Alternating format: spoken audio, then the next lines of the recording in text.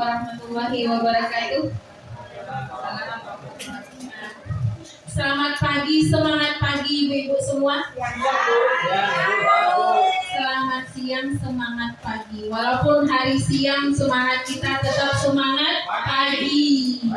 Jadi jangan bilang semangat siang. Kalaupun siang bilang semangat siang, nanti malam semangat malam. Walaupun malam semangat kita tetap semangat pagi. Semangat semua. Bismillahirrahmanirrahim.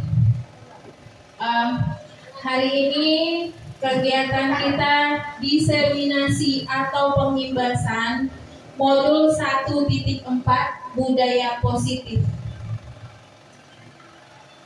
Ini merupakan program dari kegiatan pendidikan yang saya ikuti pada pendidikan guru penggerak Angkatan 9 Kota Batam. Ibu-ibu semua, sebelum kita lanjut ke materi, saya ada kuis 1. Ini matematika ini. Nah, siapa yang bisa jawab?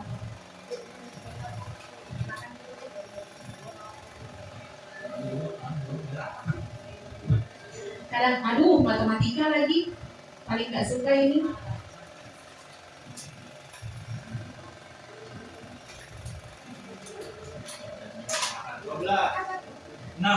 Bisa jawab Pak Dedi 12, Pak Ahmad 6.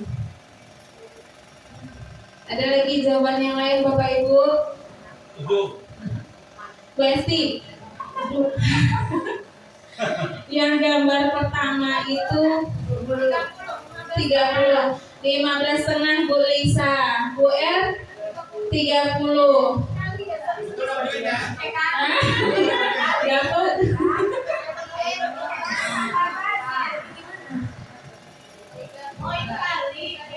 Nih, 15 Pak Dedi, 15 Bu Sam, 12 setengah, 14. Ini sama kayak kita belajar di kelas Bu, segini Bu, 15 Bu Yuli 30 sama dengan Bu R. Bu Lisa tadi 12 setengah, 14, 16. Masih ada jawaban yang lain Bapak Ibu? 15 sudah 3 orang ini. Pak Dedi 15 sama 16. 40. Nah, Bu Raden dari 80 jadi 40. Sudah salah kali. Saat 46. Saya kunci ya. Udah. Jeng jeng jeng. Lanjut Kak ya. Bu A tak boleh katanya, jangan dikunci dulu. 60 lagi Bu Yuli 60. Banyak yang sudah penasaran ini sama jawabannya. Berapa ya kira-kira?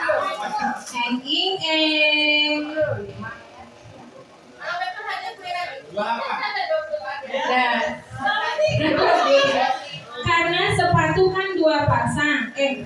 Salah.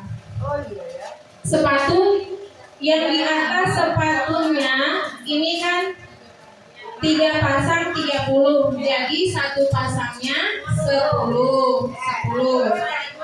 Nah, kemudian yang si anak ini anak 2 tambah sepatu sepasang 20. Jadi anak nilainya 5. Dan kemudian anak 5 ditambah 4 vas bunga, 4 buket bunga, jadinya 13. Jadi yang buket bunga ini nilainya 8. 8 kita bagi 2, dapatnya 4. Sementara yang di sini buketnya ada berapa Ibu? 1. Jadi 1 buket bunga nilainya 2. Kemudian si anak menggendong buket bunganya 2. Ini ada buket bunga juga.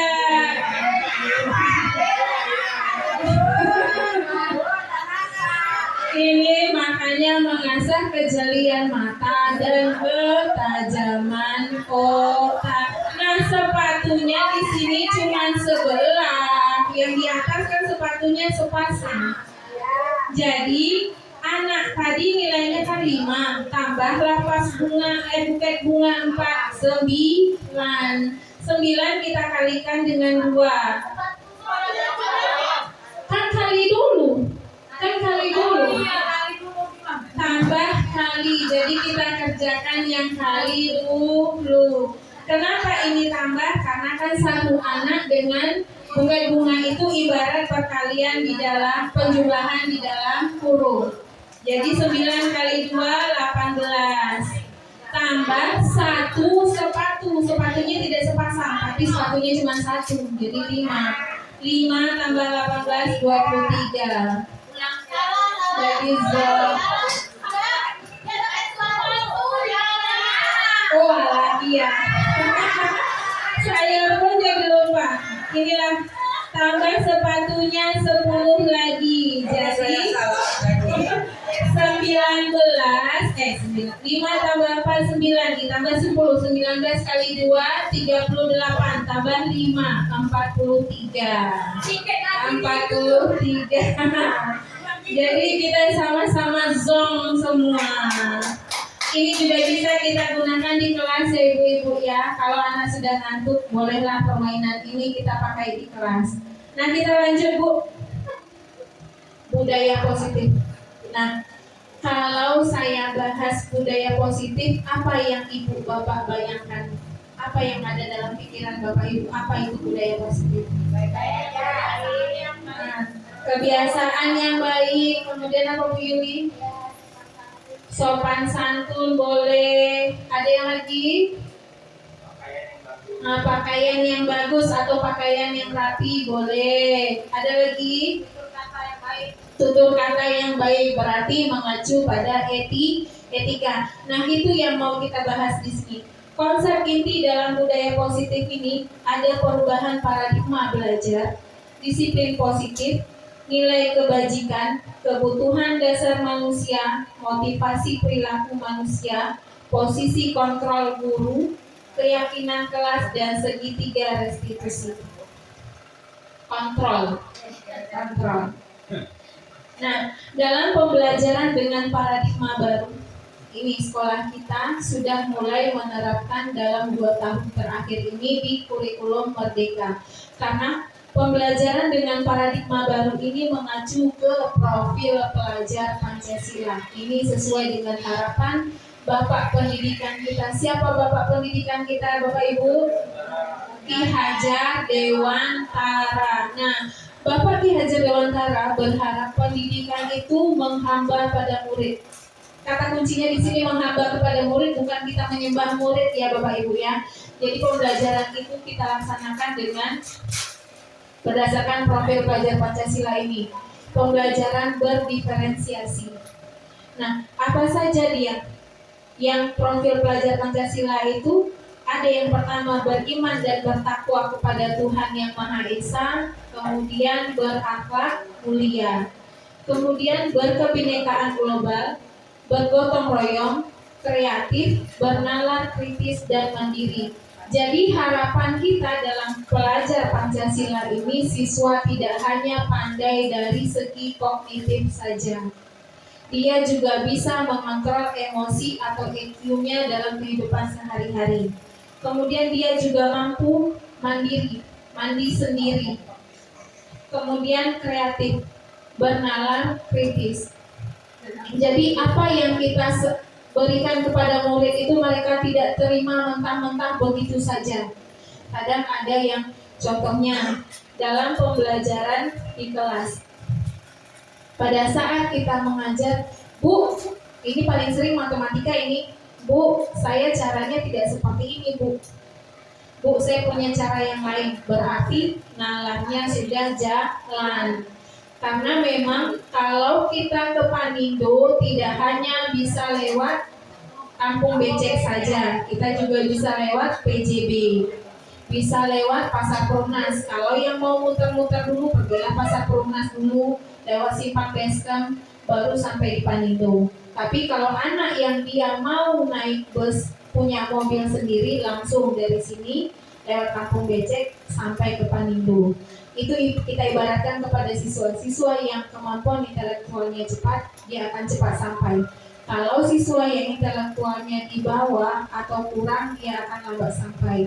Karena tidak ada istilah siswa yang bodoh, tapi siswa itu lambat dalam belajar. Tujuannya memang sama-sama ingin pergi ke Panindo, tapi caranya berbeda-beda. Ada yang jalan kaki, ada yang naik mobil sendiri, ada yang naik ojek, ada yang bawa motor sendiri.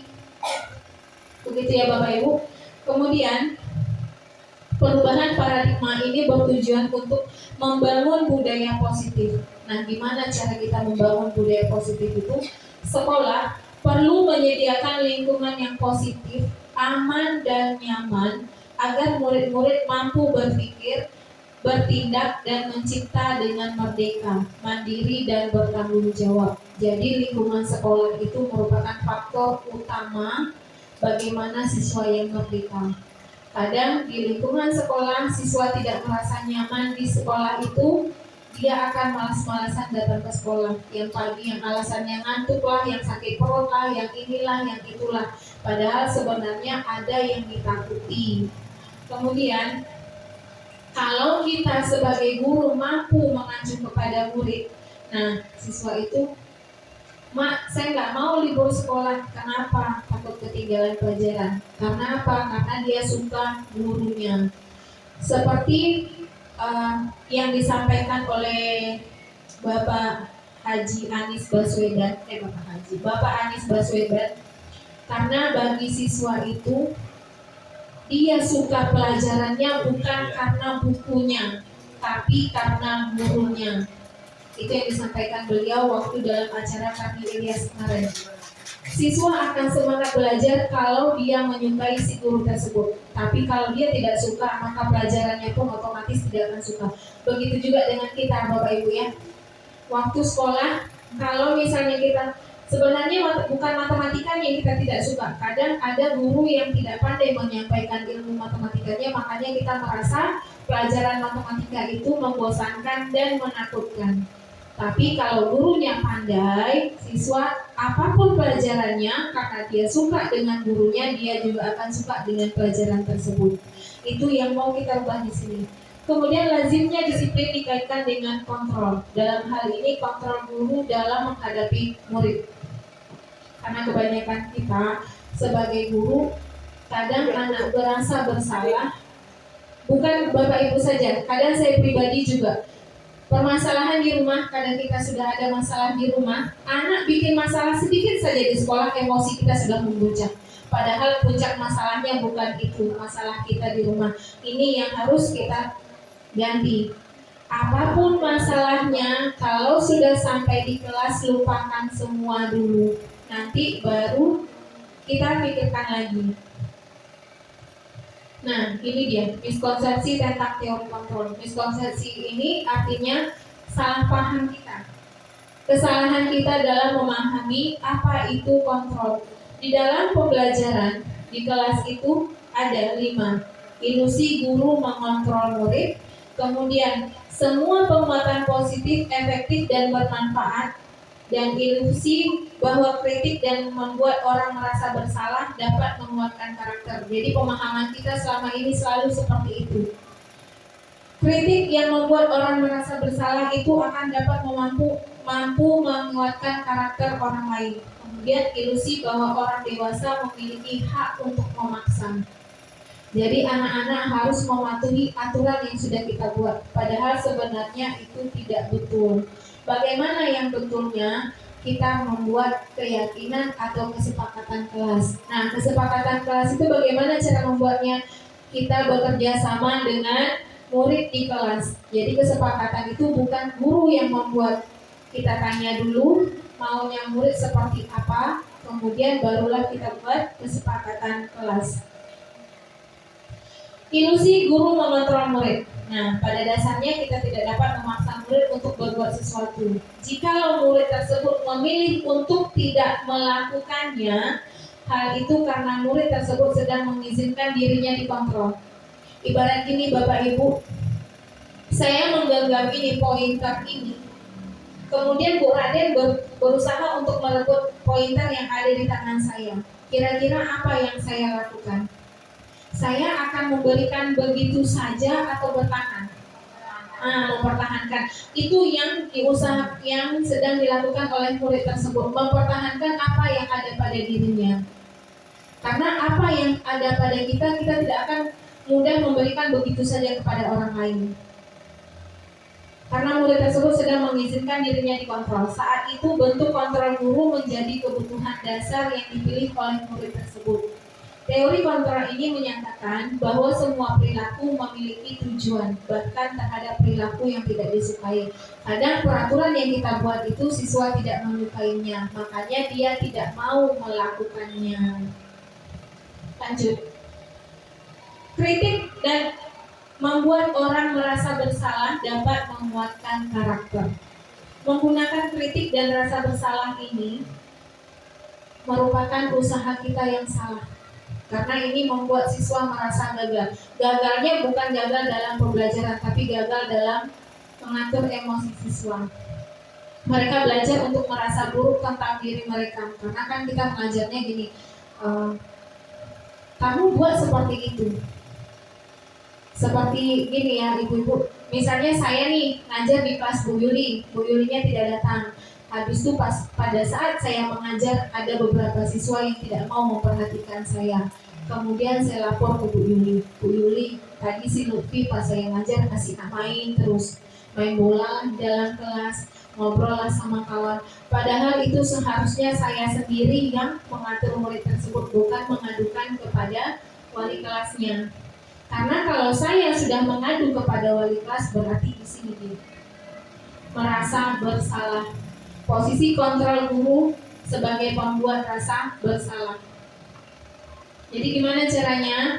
Kita panggil murid tersebut, bawa bicara secara baik-baik. Karena nanti akan kita bahas bagaimana posisi kontrol guru dalam menghadapi siswa. Ada 5 tipe.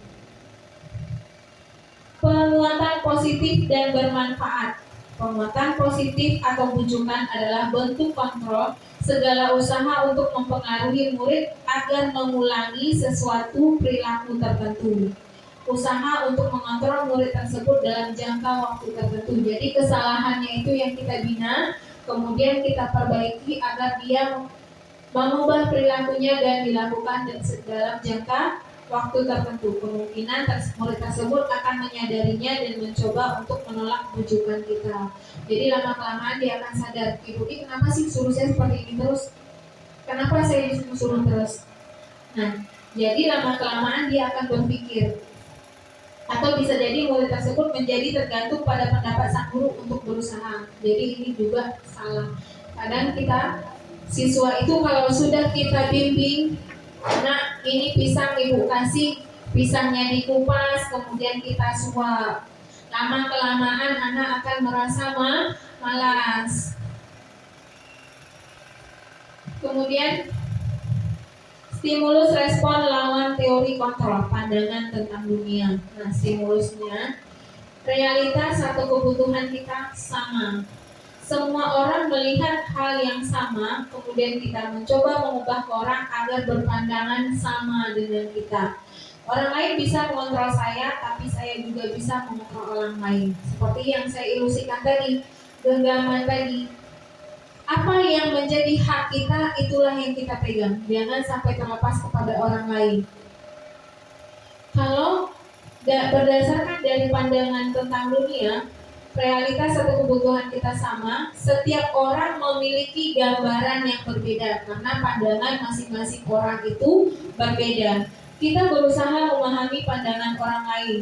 Kemudian semua perilaku memiliki tujuan dan kita tidak bisa mengontrol orang lain. Disiplin positif. Ini yang harus kita terapkan di sekolah. Disiplin itu berasal dari kata disiplina yang artinya belajar. Jadi disiplin itu artinya belajar, bukan teratur. Malahan pandangan kita selama ini sebagai pendidik kita memiliki tujuan menciptakan murid yang memiliki disiplin diri sehingga mereka berperilaku mengacu pada nilai-nilai kebajikan universal. Selama ini kita menganggap bahwa disiplin itu adalah teratur. Salah. Sebenarnya disiplin itu berarti kita belajar. Disiplin yang mengacu kepada disiplin diri berarti memiliki tanggung jawab terhadap apa yang sudah dilakukannya berdasarkan nilai-nilai yang sudah diyakini.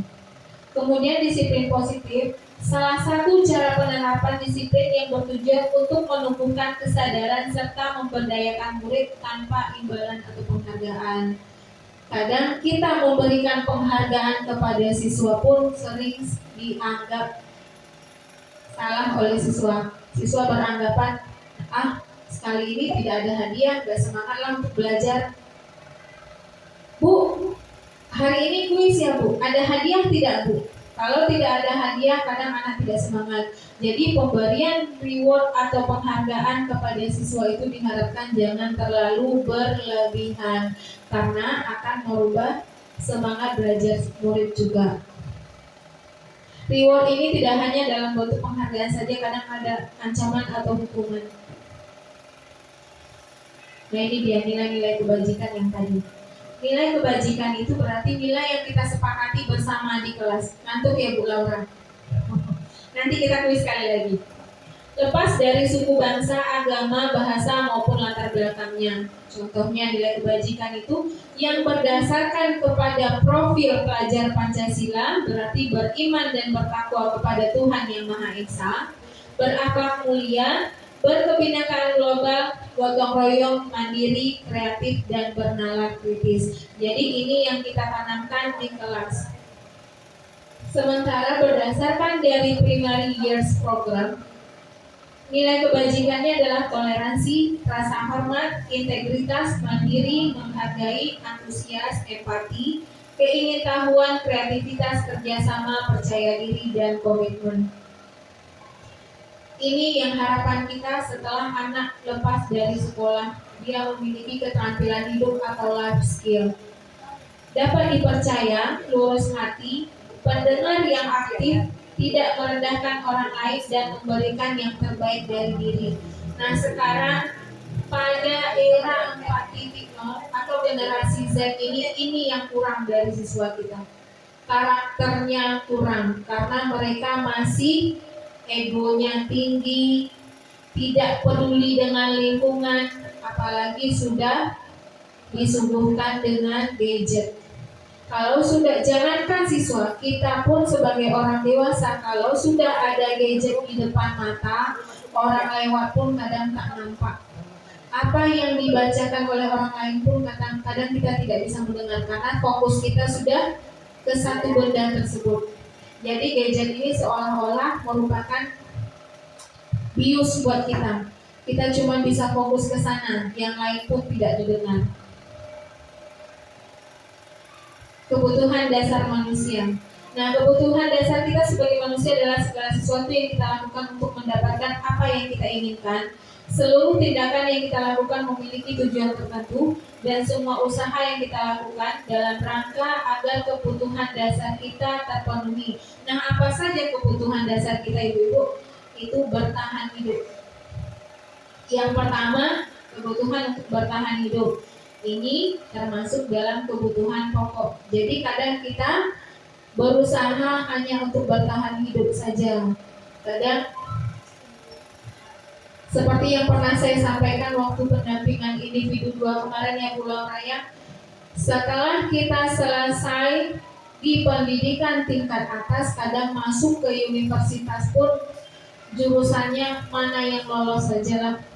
Jurusan pertama yang kita inginkan tidak lulus, jadi nanti ambil cadangannya kemana yang dapat. Berarti kita meneruskan hidup hanya untuk bertahan hidup saja. Karena tujuannya tadi misal Raden dulunya mau jadi dokter, tapi karena di kedokteran tidak lulus, adalah saya masuk keguruan saja. Nah, keguruan ini asal masuk saja, padahal awalnya tujuannya bukan ke sana. Jadi bekerja sebagai guru hanya untuk bertahan hidup, bukan dari hobi tadi, bukan dari kesukaan tujuan pertama tadi. Jadi bertahan hidup itu dari segi makanan, pakaian, tempat tinggal, keamanan, dan kesehatan. Kemudian yang kedua, kasih sayang dan rasa diterima. Ini sangat kita butuhkan dimanapun kita berada. Kasih sayang dan rasa diterima. Dimanapun kita berada, walaupun di rumah, kalau orang tidak suka, kita tidak akan merasa nyaman di lingkungan tersebut. Contoh satu saja, misal Bu Mariona ya, Bu Mariona dengan Bu Rita berada dalam satu profesi, tapi satu hari Bu Mariona dengan Bu Rita ada slack. Yang awalnya semangat pergi bekerja, nanti jumpa lagi sama Bu Rita, males lah. Iya tidak? Iya tidak? Kadang nak pergi makan pun jumpalah Bu Rita di sana, padahal makanannya paling kita suka, tapi karena jumpa orang yang tidak disukai, dia lagi, putar balik pulang, tak jadi pergi makan. Itu tidak orang, tidak kita. Biarlah menahan lapar, asalkan jangan jumpa dengan orang yang tidak disukai. Kebanyakan orang seperti itu. Jadi perasaan kita untuk diterima itu sangat kita butuhkan dimanapun kita berada. Kalau kita merasa orang lain tidak bisa menerima, kita tidak akan nyaman. Walaupun orang tersebut tidak berbicara, saya tidak suka dengan kau, walaupun dia tidak ngomong seperti itu, tapi feeling kita sudah mengetahuinya. Ada orang yang tidak suka. Ya. Yang ketiga, penguasaan. Nah, penguasaan ini yang dituju adalah harga diri. Keinginan untuk dianggap, memimpin, berprestasi dan diakui. Nah, siswa di sini dia kalau sudah bisa maunya semua orang, saya bisa, semua orang dalam kelas itu tepuk tangan, itu yang dia inginkan. Berarti dia kebutuhan penguasaannya yang ingin dipenuhi. Kemudian yang keempat, kebebasan. Kebebasan ini mandiri, memiliki pilihan, mencoba hal baru, mampu mengendalikan arah dirinya. Kadang ya Pak Dedi ya, dalam pembelajaran PJOK, Pak, gak usah lah Pak belajar di dalam kelas, Pak di lapangan saja. Padahal pembelajaran olahraga itu tidak semata-mata praktek saja ya Pak Dedi ya. Ada teorinya juga, tapi siswa maunya Pak kami belajar di lapangan saja, tidak usah lah Pak di dalam kelas. Betul tidak Pak Dedi? Yang kelima, kesenangan. Nah, di dalam pembelajaran di kelas, anak itu tidak monoton dengan teori-teori yang kita berikan saja. Makanya di dalam pembelajaran kita kadang memberikan ice breaking atau teka-teki gambar tadi. Itu juga bisa kita berikan selingan dalam pembelajaran di kelas. Bagaimana cara kita memotivasi perilakunya? Nah, yang pertama tujuannya adalah untuk menghindari ketidaknyamanan atau hukuman tersebut. Kemudian untuk mendapatkan imbalan atau penghargaan dari orang lain. Nah, ini menghindari ketidaknyamanan dan mendapatkan penghargaan dari orang lain itu motivasi yang ada dalam diri kita. Apapun yang kita lakukan, kadang kita merasa kalau kita sudah bisa, kita ingin dihargai oleh orang lain, ingin dipuji oleh orang lain. Bu Ima bisa ini, maunya orang tepuk tangan semua. Ya tidak Bapak Ibu ya? Memang seperti itu. Jadi itu motivasi yang ada dalam diri kita. Kemudian motivasi itu tidak hanya dalam diri, ada juga yang dari luar. Menjadi orang yang mereka inginkan dan menghargai diri sendiri dengan nilai-nilai yang mereka percayai. Nilai-nilainya tadi, nilai-nilai yang ini. Nih, beriman dan bertakwa, toleransi, rasa hormat dan dapat dipercaya. Ini dia. Hukuman, konsekuensi dan restitusi. Ini yang sedang ada masalah di sekolah kita. Hukuman, konsekuensi dan restitusi. Maaf ya Bapak Ibu ya. Kadang jangankan Bapak Ibu, saya sendiri sebagai guru di kelas 6C juga sering memberikan hukuman kepada siswa. Siswa tidak buat PR sekali dua kali ditegur, dan ketiga kali dah belajar di luar dulu. Sebenarnya itu salah, karena kalau memberikan hukuman itu bukan tugas kita sebagai guru. Itu makanya Mas Nadiem Makarim memprogramkan kurikulum merdeka. Jadi merdeka untuk murid dan merdeka untuk siswa. Apa itu hukuman? Hukuman itu adalah yang kita berikan secara spontan. Karena kan kita memberikan hukuman tidak pernah kita rencanakan. Nanti ada siswa yang tidak buat PR, saya kasih hukuman seperti itu, tidak kan? Jadi kita memberikan hukuman spontan pada saat orang melakukan kesalahan, itulah ide yang muncul di otak kita. Makanya hukuman itu dia tidak terencana dan munculnya secara tiba-tiba. Murid tidak tahu apa yang akan terjadi atau akan dilakukan. Kemudian dia bersifat satu arah karena peraturan dari kita sebagai guru, bukan peraturan antara guru dengan murid. Berupa hukuman fisik atau psikis. Jadi hukuman itu tidak hanya kita memukul anak saja, tidak, tapi kita berkata-kata kotor kepada siswa itu juga sudah termasuk hukuman. Kemudian konsekuensi. Konsekuensi ini ada pada tahap kedua. Konsekuensi ini dia secara terencana atau disepakati. Jadi kita membuat kesepakatan antara guru dengan siswa. Kemudian murid tetap dibuat tidak nyaman. Karena konsekuensi itu biasanya seperti ini. Anak-anak pada tahun ajaran baru ini biasanya kita buat konsekuensi dengan siswa. Nanti kalau tidak buat PR gimana? Bu, panggil orang tua, Bu. Kemudian kalau tidak buat PR gimana? Tulis 5 kali lipat, Bu. Itu kan kesepakatan antara kita dengan siswa. Tapi posisinya tetap siswa merasa tidak nyaman dengan hasil kesepakatan tersebut. Sikap guru selalu memonitor murid. Nah, kita sebagai guru selalu pantau. Siapa yang tidak buat PR? Siapa yang tidak bikin hari ini? Jadi kita masih memonitor tindak laku siswa. Yang ketiga, restitusi. Sebagusnya kita sebagai guru melakukan ini. Apa itu restitusi? Penyelesaian masalah dengan siswa itu tidak hanya kita menjudge, oh kamu salah, oh kamu begini. Tidak hanya seperti itu. Kita melakukan pendekatan kepada siswa. Jadi proses menciptakan kondisi bagi murid untuk memperbaiki kesalahannya. Jadi kita ajak murid untuk menganalisa apa kesalahannya, barulah kita cari solusinya sama-sama. Prosesnya berjalan secara kolaboratif yang mengajarkan murid untuk mencari solusi sendiri. Bagaimana caranya Bu Iman? Nah ini tadi kita sebelum melakukan restitusi ini, kita harus paham dulu apa itu posisi kontrol sebagai guru. Posisi kontrol sebagai guru itu ada 5 tahap. Yang pertama sebagai penghukum, kemudian pembuat rasa bersalah, sebagai teman, sebagai pemantau, dan yang paling tinggi sebagai manajer. Jadi manajer ini bukan hanya sebagai pimpinan saja, kita sebagai guru juga memiliki posisi sebagai manajer. Manajer ini dalam mengontrol siswa kita.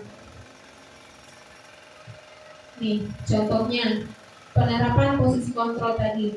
Sebagai penghukum, siswa ini yang sering terjadi di sekolah kita setiap hari Senin.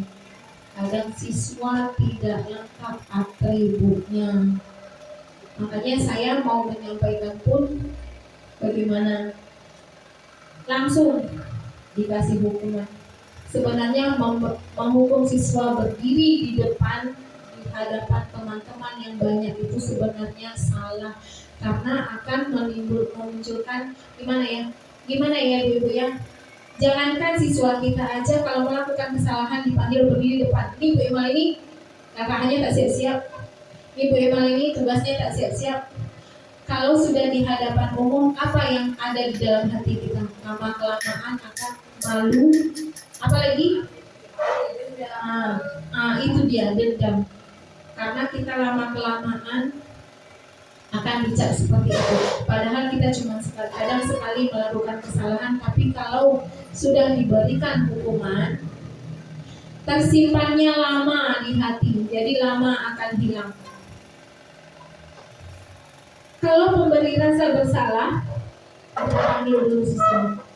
Berapa kali saya harus beritahu kamu selalu saja mengecewakan ibu atau bapak. Itu yang saya perhatikan hari Senin kemarin ya Bu Mariona ya. Nampak anak Bu Mariona siapa? 5 orang atau 4 orang ya yang tidak menggunakan atribut. Kamu ini sudah berapa kali dikasih tahu masih juga tidak lengkap, tidak pakai kopi, tidak pakai dasi. Karena apa Bu Marina? Karena kita sudah jengkel. Siswa yang melakukan kesalahan, tapi kita sebagai guru kita yang disalahkan. Jadi jengkel itu. Nah, karena kita terus-terus disalahkan, kita limpahkan kepada siswa. Sudah berapa kali Bu bilang, kalau setiap Senin Selasa itu pakai dasi, pakai kopi, pakai yang lengkap, kamu nggak ngerti-ngerti juga.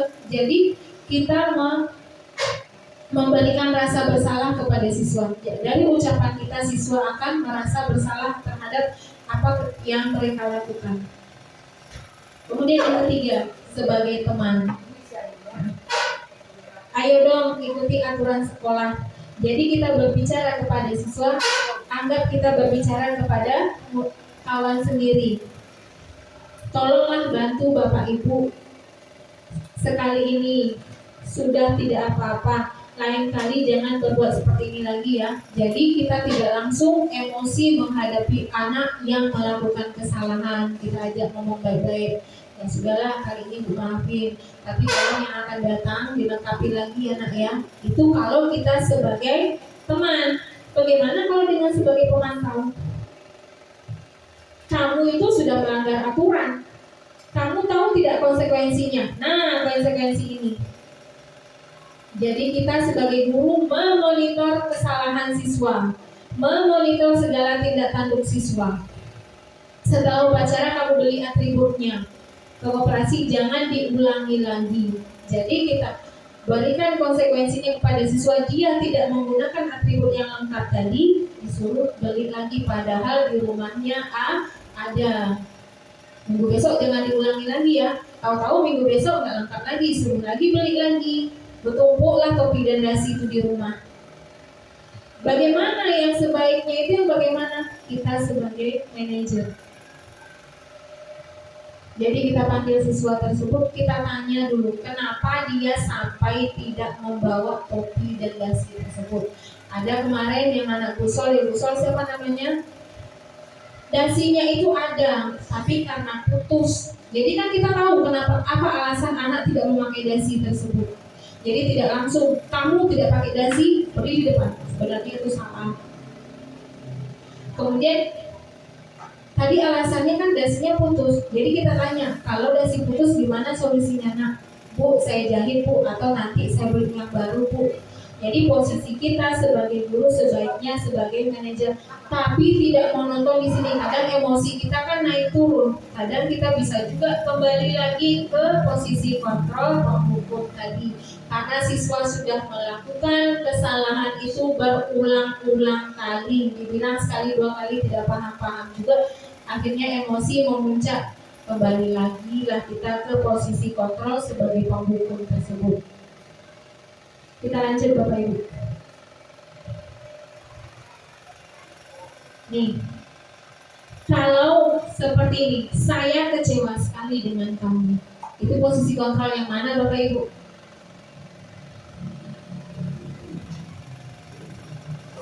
Anak apa Pak Dedi? Patah hati? Boleh patah hati Pak Dedi. Ini broken heart. Apa boleh lihat? Membuat rasa bersalah. Ibu kecewa sama kamu nak. Ibu sudah berapa kali bilang masih juga diulang. Jadi apa anak itu dia akan berpikir ibu merasa sedih karena anak selalu melakukan kesalahan. Nah, bagaimana kalau yang seperti ini? Kamu tidak pernah benar melakukannya. Posisi yang mana?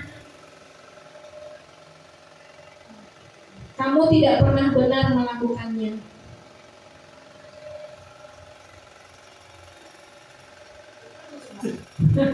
Boleh. Kita kembali ini.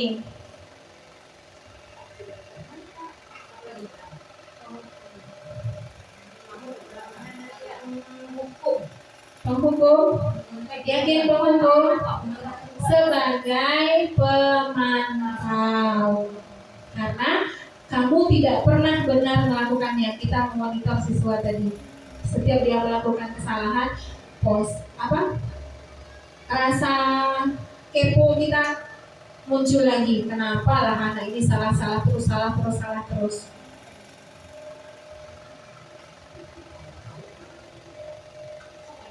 Nah, apa rencanamu untuk menyelesaikan masalah ini? Bagus. Jadi sudah paham ya ibu semua ya? Belum Pak Didi? Dan jadi sebenarnya 5 posisi kontrol ini ada pada kita semua. Tapi yang mana yang bagusnya kita lakukan sebenarnya sebagai manajer. Tapi kadang kan emosi kita ini tidak bisa dikontrol juga. Kalau sudah menghadapi anak yang itu saja yang bersalah, anak itu saja, kembali lagi lah ke posisi yang nomor 1 jadi penghukum. Tidak bisa dibilangin asik kamu terus yang dipanggil, asik kamu terus yang bikin masalah. Jadi kita lama-lama emosi akan meluncak, kita tidak pilih. Jangankan di kelas ibu-ibu, kalau saya di kelas saya rata-rata, tidak 1-2 tapi rata-rata. Dibilang sekali 2 kali, nggak sampai 5 menit diulang lagi, nggak sampai 5 menit diulang lagi. Sewaktu kita memberikan nasihat, dia negur. Seolah-olah apa yang kita sampaikan itu diresapi, tapi belum selesai, belum kering air ludah, diulang lagi. Di sanalah emosi yang makin memuncak. Anak ini sekali 2 kali gak ngerti juga, dan akhirnya guru merajuk, silakan cari guru yang lain. Iya, kalau sudah silakan cari guru yang lain, kembali lagi ke posisi pembuat rasa bersalah. Ujung-ujungnya, Bu Nia, tolonglah di kelas saya, Bu Nia. Oh iya, Nia ada. Jadi kalau kita sudah melimpahkan permasalahan murid kepada orang lain, berarti kita berada di posisi pembuat rasa bersalah.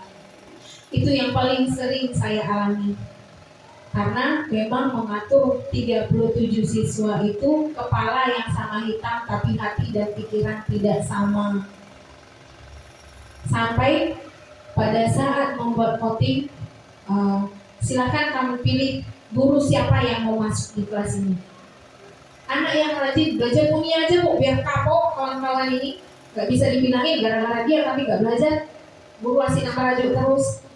Pernah kemarin saya lakukan 3 orang siswa yang memilih belajar sama bunyian. Tujuannya apa? Bukan karena suka belajar sama bunyiannya, biar kawan-kawannya kapok. Jadi posisi saya sebagai guru sebenarnya masih salah, karena tidak bisa menyelesaikan permasalahan dan dilimpahkan kepada orang lain. Lanjut. Kamu tidak pernah mendapat nilai jika tidak mengerjakan tugas. Ini kemana ini? Kamu tidak akan pernah mendapatkan nilai kalau kamu tidak mengerjakan tugas. Apa yang kita berikan di sini? Hukuman? Betul Bu Yuli sebagai pemantau, karena kita memberikan konsekuensi di sini. Kamu tidak pernah mendapat nilai jika tidak mengerjakan tugas. Jadi kita akan memberikan konsekuensi kepada siswa. Kalau siswa tidak mengerjakan tugas, dia tidak akan mendapatkan nilai. Ayo lakukan ini demi Bapak Ibu ya. Sebagai apa itu? Manajer. Ayo kita, siapa Bu? Siapa yang jawab teman itu? Bu Bunga. Iya betul, sebagai teman. Ayo lakukan ini demi Bapak Ibu ya. Jadi kan kita mengajak siswa hindari kata tidak boleh atau jangan. Karena gini Bapak Ibu, jangankan siswa, kita kadang jalan dari sini arah ke gereja SD Grace itu saya nampak ada tulisan jangan toleh ke kiri. Kalau sudah ada tulisan jangan toleh ke kiri, apa yang Bapak Ibu lakukan? Pasti akan menoleh ke kiri. Makanya hindari kata jangan atau tidak boleh. Jangan bising di kelas, karena pasti dia akan bising. Nah, bagaimana cara kita menggantinya? Gantilah dilarang. Tetap dilarang, jangan, tidak boleh berarti negatif. Kita rubah dengan menggunakan bahasa yang positif. Nah, silakan. Dipersilahkan berbicara ketika sudah ditunjuk. Kemudian jangan buang sampah sembarangan. Bagaimana menggantinya Ibu-ibu? Nah, silakan. Buang sampah pada tempatnya. jangan disuruh pula Pak Dedi. Pak Dedi malah disuruh pula anak. Nanti kalau anak-anak berkeliaran sampah di berserakan, kenapa berserakan? Disuruh Pak Dedi Bu, kata Pak Dedi silakan buang sampah sembarangan. Jadi kita ganti buanglah sampah pada tempatnya atau jagalah kebersihan. Apalagi Bapak Ibu, kemudian dilarang mencontek, otomatis setiap ujian anak ini nomor 1 apa jawabannya? Nomor 3 apa? Kadang nggak pakai suara pun, satu, nggak pakai kode-kodean, ya tidak? Nah, gimana cara kita menggantinya Bapak Ibu? Nah, kerjakan sesuai dengan kemampuan.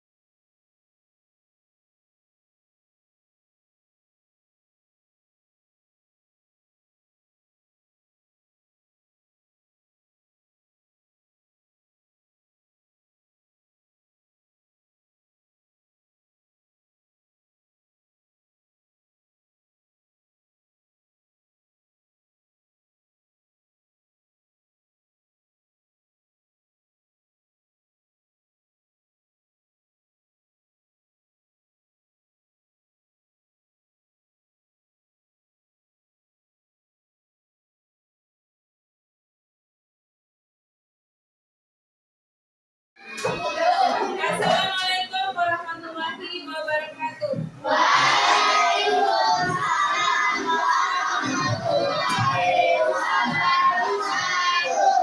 Semangat pagi anak-anak ibu semua. Pagi. Apa kabar? Sebelum kita memulai pelajaran, sebaiknya kita membuat keyakinan kelas. Tahu anak-anak ibu apa itu keyakinan kelas? Biasanya sebelum kamu masuk sekolah, kamu sudah disebutkan dengan peraturan sekolah. Masuk ke kelas ada tata tertib kelas atau tata tertib siswa. Biasanya yang membuat peraturan sekolah siapa? Kepala sekolah. Kalau tata tertib di kelas, dan sekarang kita ubah lagi. Kalau tata tertib yang membuat guru, tapi dengan keyakinan kelas, yang membuatnya berdasarkan kesepakatan antara guru dan murid. Kamu buat apa saja yang kamu inginkan di kelas ini. Apa yang kamu inginkan? Contohnya, kamu tidak mau lagi ada kawan-kawan yang pusing. Kamu tulis di sini, nanti kita cantumkan di depan. Setelah itu baru kita buat kesepakatan.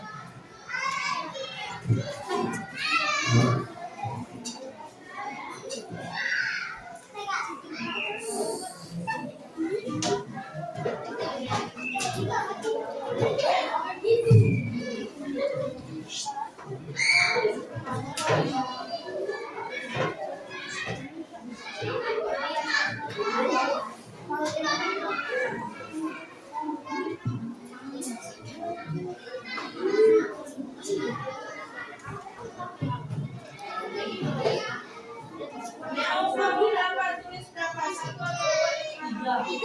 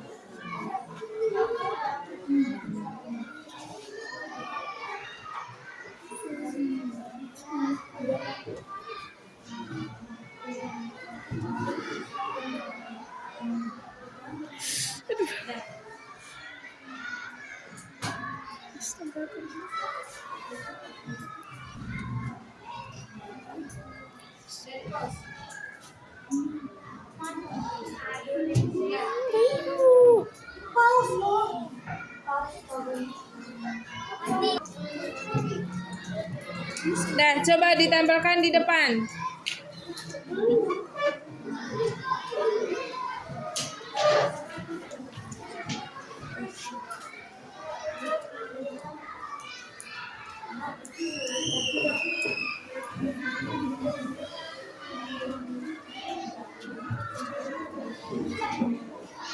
Ada nih, tempelkan depan.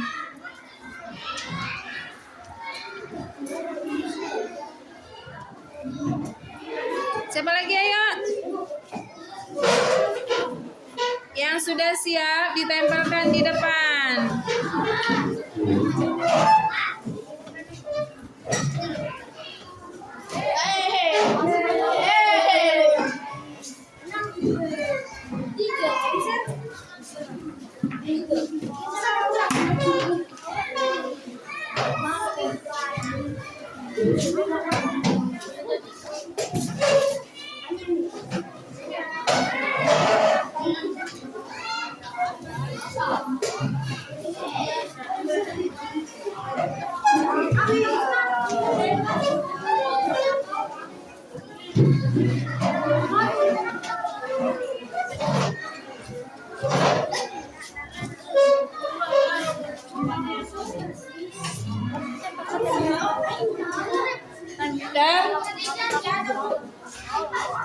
Tidak boleh bising, tidak boleh makan di kelas, tidak boleh tidur di kelas, tidak boleh bising, tidak boleh makan di kelas, tidak boleh tidur, tidak mandi hujan saat turun hujan, tidak ribut, tidak boleh bertengkar, tidak boleh. Nah, rata-rata kamu membuat kata tidak boleh semua.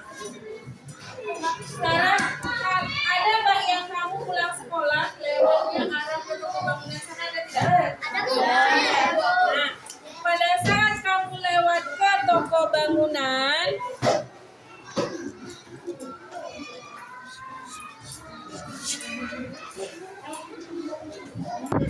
dan pada saat kamu lewat di depan toko bangunan ada tulisan awas jangan tengok ke kiri, ada harus. Apa yang kamu lakukan? Kamu tengok ke kiri karena ada tulisan jangan tengok ke kiri. Karena itu sudah mindset kita. Kita sudah berpikir kenapa ini tidak boleh dilakukan. Jadi kamu penasaran. Makanya dalam keyakinan kelas tidak boleh ini kita buang. Gimana caranya, Bu? Tidak boleh bising. Nah, gimana caranya tidak boleh bising? Berarti bersuara ketika disuruh. Bersuara secara bergantian. Berbicara secara bergantian. Kemudian tidak boleh makan di kelas. Jangan itu jangan. Makan saat istirahat. Makan di saat jam istirahat.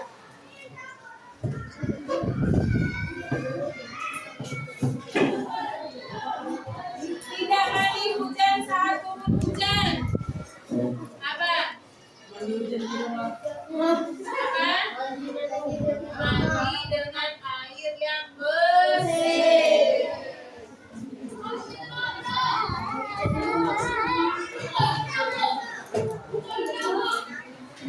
Jangan lari-larian di kelas.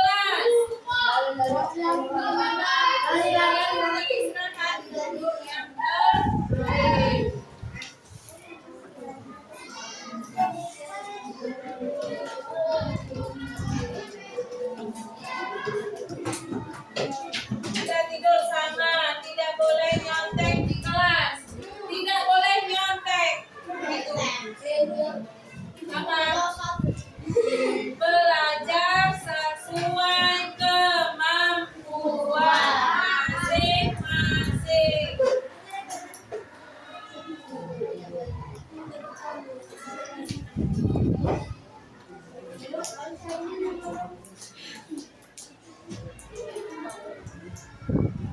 sama. Tidak boleh buang sampah sembarangan. Jadi gimana? Buang sampah pada tempatnya.